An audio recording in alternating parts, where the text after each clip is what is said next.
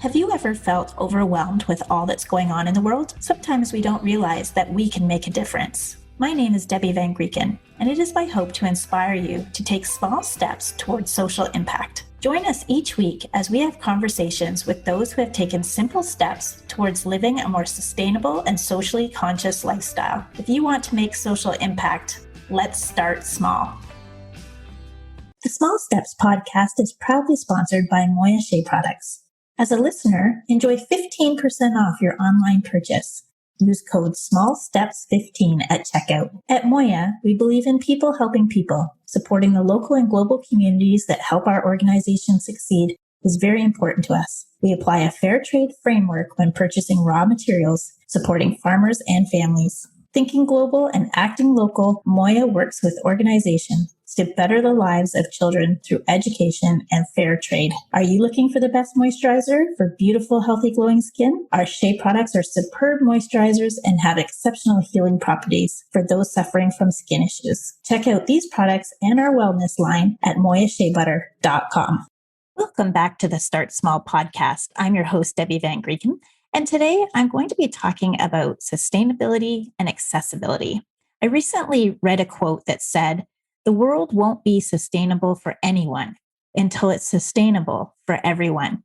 This got me wondering, how can we make sustainability accessible?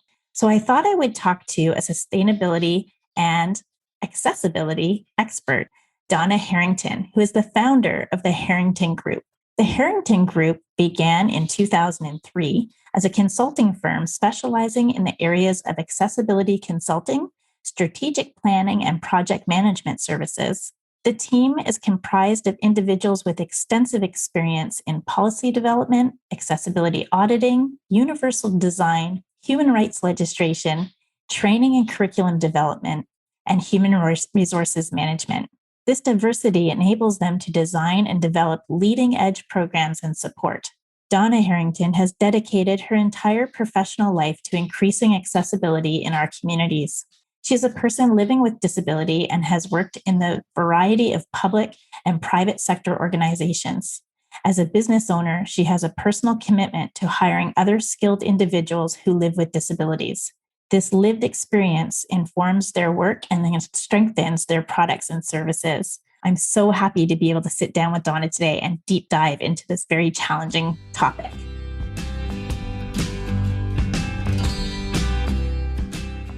Hi, Donna. It's so great to have you here today. Oh, thank you for having me. I'm excited to be here. This is such a deep conversation. It's such a challenging topic. And I'll tell you, it just kind of hit me. So I was talking about sustainability. I was, giving tips to people. And I realized that some of the tips I was giving was not necessarily something that a person living with disabilities could actually carry through.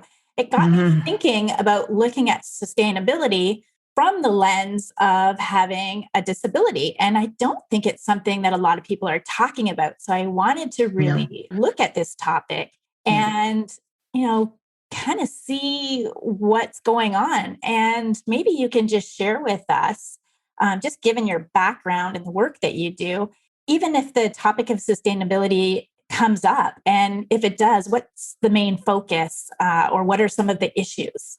Well, when it comes to sustainability initiatives, if you make them accessible, they become more sustainable, Right? Because you have a larger audience.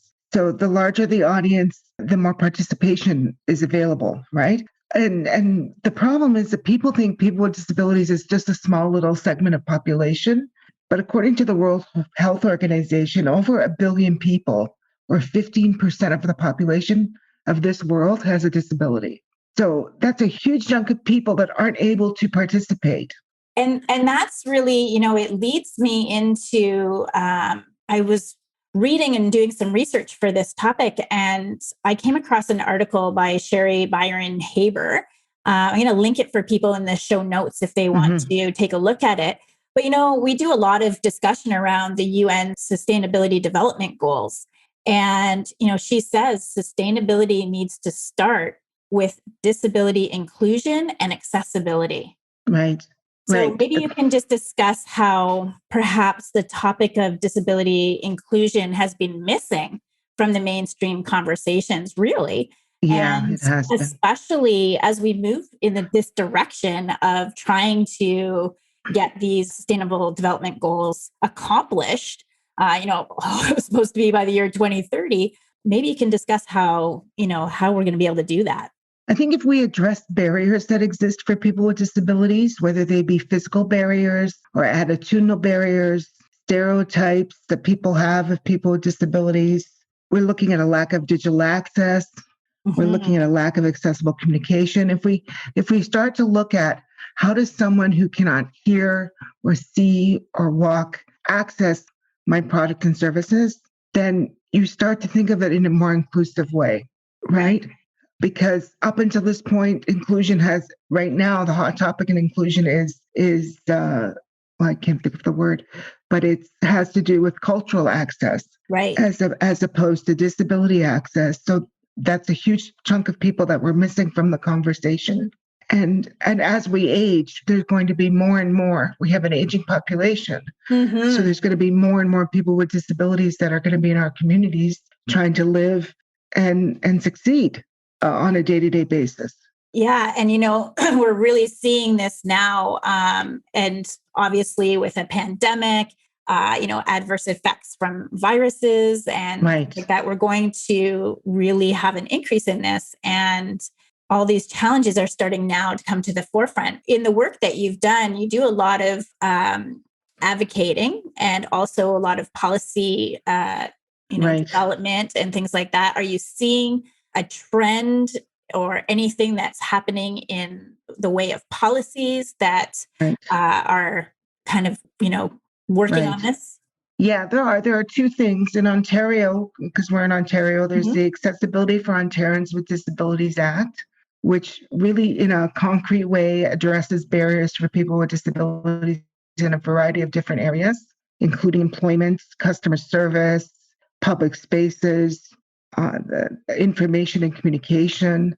And we also have the Accessibility Act, the Canada Accessible Act, which is has just been given royal assent and is now beginning to develop their own accessibility standards about how goods and services will be provided throughout the country. Other provinces are also following suit. We have the provincial disability legislation in BC, in Manitoba, and in New Brunswick. And Nova Scotia. So you're starting to see this spread across the country, really. That's great. We need to And the make sure United, that we link those acts in our show notes for people to take a close look sure, at. sure. Yeah. And you think that this is a positive motion forward then?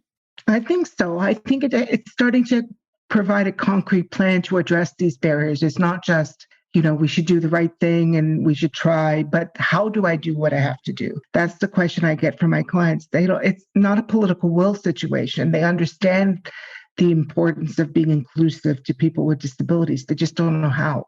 Yeah, So, exactly. so these pieces of legislation will outline how accessibility can be achieved for a variety of different populations and give you concrete steps to do that. I think is important for people. Absolutely. I worked in the library for about 17 years. Hmm. And, Hmm. the last few years, we really, did have an effort going through as we started to remodel our building. A lot of care Right. was taken into sustainability, making sure that, we're using eco materials and things like that. But then the accessibility as well, making sure that we had Hmm. products available as well as the site itself accessible to people living with disabilities. So, Right. I don't think people realize the thought that goes into having to design these types layouts where Right. just for example, the library having shelving that's accessible for someone in a wheelchair or having, Right. computers available for people who are hard of hearing or, we have audiobooks available for Right. blind people. And I think that was kind of a real good exercise for me going through that. And then that probably kind of got me started as to, as I was doing this, teaching about sustainability, it kind of in the back of my head was like, well, wait a minute, how can we get everybody on board? Yeah, Right? yeah. Right. Yeah. And making and taking those steps within the built environment and products like large print books and audio books and computer programs on computer terminals at the library is a way of creating more sustainability because more people for a longer period of time can access the goods and the services, right? So that's what you're looking for. Yeah, You're, absolutely. you're looking for how do we reach more people? Maybe you can help our listeners. We like to talk about small steps. So, what can a small step be for our listeners to be more inclusive in their sustainability journey? Because sometimes we're just looking at our own journey, but we need to kind of be broader. So, what are some small steps that we can take? Well, I think it has to do with the choices that you make. So, your personal choices and decisions around what you purchase, where you purchase, and what kinds of goods and services you're purchasing. Are you looking for those inclusive products and services?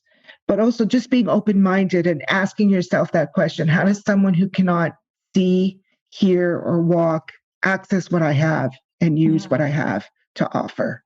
I think there's also, a bit of a responsibility for us to be advocating for that in our communities. Right. So, what could somebody do to lobby policy change to make a difference? Like we, as a community want to obviously be more inclusive. And when we see maybe, businesses or events, things like this that are maybe not being as inclusive, how can we kind of lobby for change? Well, I think speaking up to those who make policy decisions is always really important. To say that you expect inclusivity and again by personal choices and your own personal purchasing power, you make a signal that you want certain things. You want inclusive products and services. So choose those things. Be vocal about choosing those things. And when you make those choices, let those who make policy decisions know that that's the kind of product you want. That's the kind of service you want. Right. You want one that's inclusive.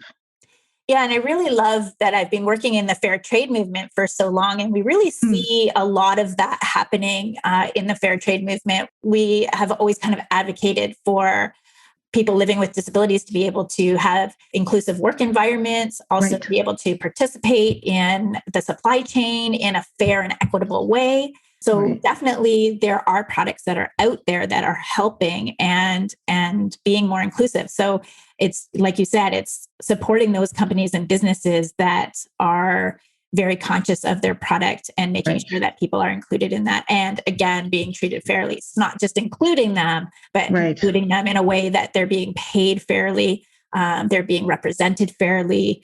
There's the equality piece as well. So yeah, definitely. Every single podcast that I do, I think it always goes back to, how you're spending your money and who you're supporting and what kind of businesses you're supporting, right? So, that's right. Yeah.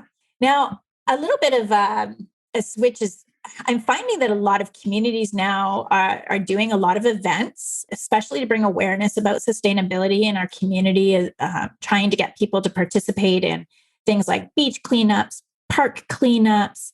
How can organizers make these events inclusive for everyone? Because everyone has a role to play and everyone can participate in these types of things when there are a few minor adjustments made. So what are some of the things that we can be doing as community or organizers of events or even participants of an event that we can help with this? Sure.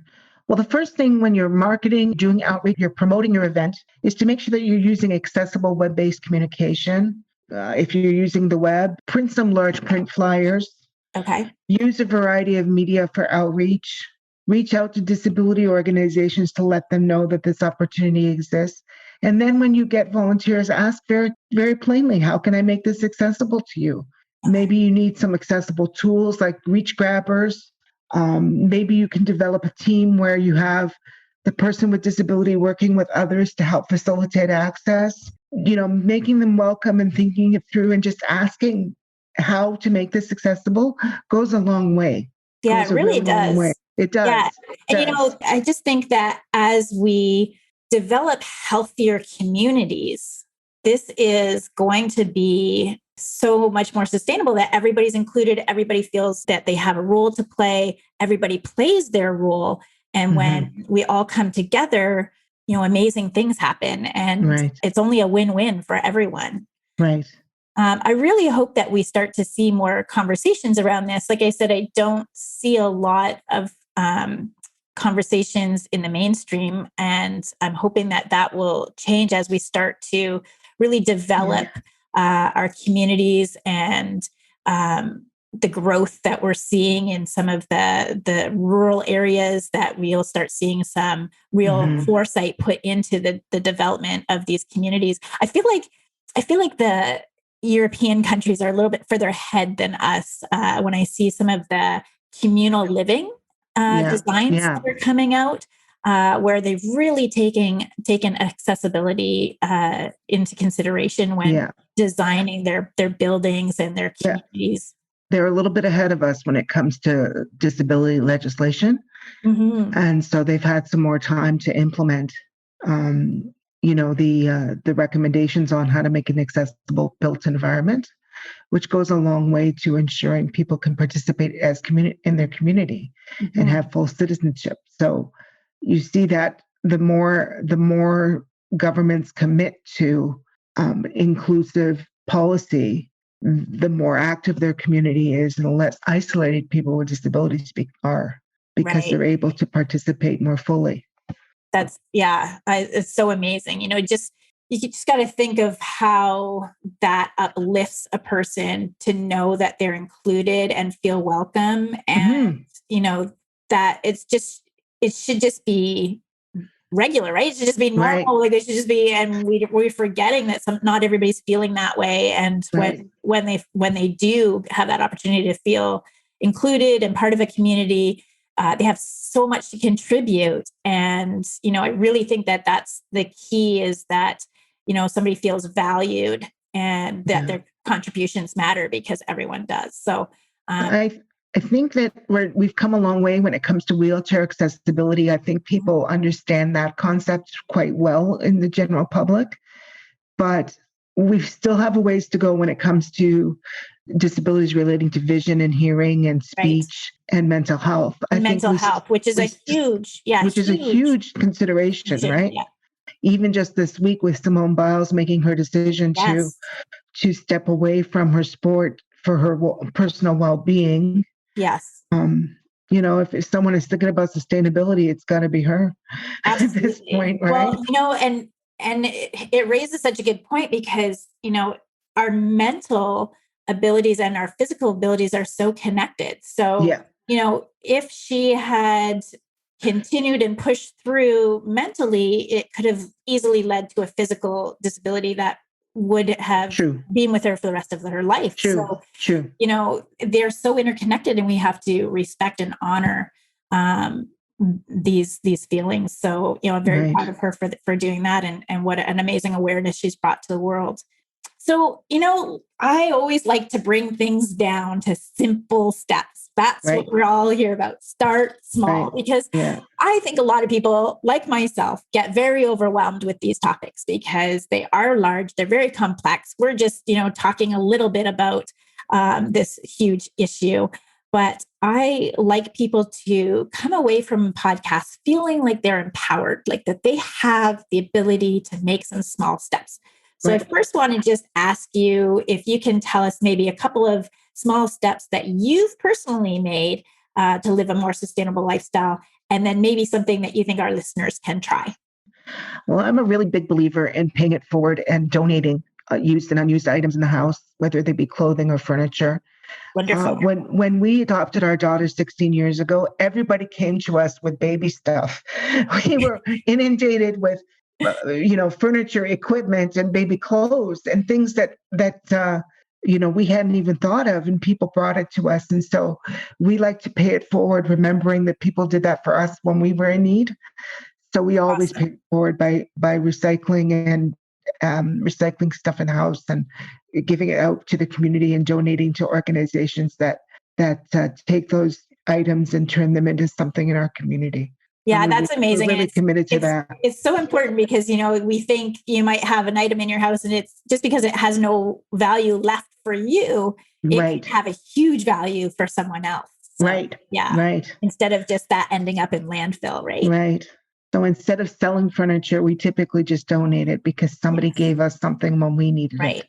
Right. And we And always again, remember that. and financial accessibility is a huge issue too, right? Making sure that Right. people have Right. access to the items that they need. Yeah. And, having that, that barrier, that financial Yeah. barrier is Yeah. huge. Well, people with disabilities, by and large, live under the line of poverty. They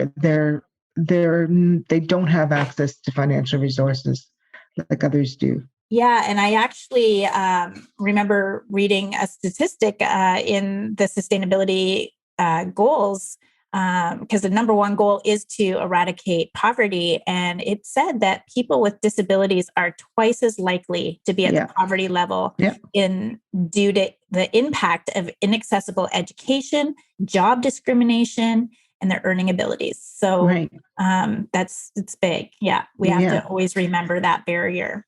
Yeah. Yeah. And also people with disabilities are 80% more likely to be unemployed or underemployed than their non-disabled counterparts. Which I remember from your bio that you as a business owner really make sure that you are hiring people who are living with disabilities as well, which is, I think, important in our community for people to be doing in their businesses as well. That's always a personal goal of mine, being a person living with disability myself, but also hiring others with skills with disabilities that can contribute to the vision of our company. And I'm really committed to that, and I want to continue doing that, and I want to be an example of what I'm preaching. Well, I think you definitely are. You're definitely an example of that. You. So it's the wonderful work that you do. It's I've always been in awe of the stuff that I've seen that you've been doing. And I met you a couple of years ago, and it was incredible. Such a blessing to meet you. So again, just a couple of maybe quick tips for our listeners. I think definitely if they're business owners, they need to be looking at hiring through this lens, and seeing that people living with disabilities have lots they can contribute, and with just maybe some minor adjustments in the work field can be very capable of carrying out the duties. So that's a great tip. So thank you for sharing that. So anything else as we wrap up? I don't know. I try to use this lens just in how we provide goods and services as well. And, we just updated our website so that our web-based communication would be fully accessible to anybody on the web. And we try to follow all our tips and tools around accessible communication. When we're providing reports to clients, we provide them in a couple of different ways so that if they have people with disabilities on staff, that they're able to read what we're providing and what we're producing. I think just being open, and if you don't know what to do, go to a good, reputable disability organization and ask them. They would love to work with your community to make the community more accessible and more inclusive.